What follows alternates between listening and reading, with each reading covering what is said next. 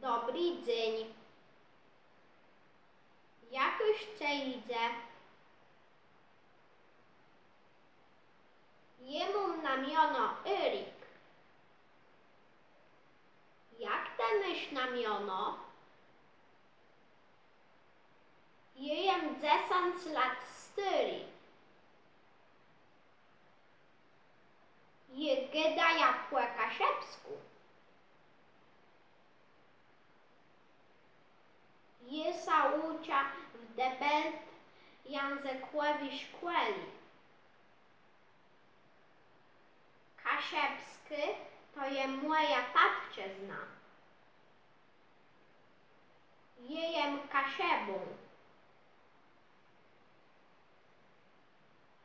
Do uzdrzeni!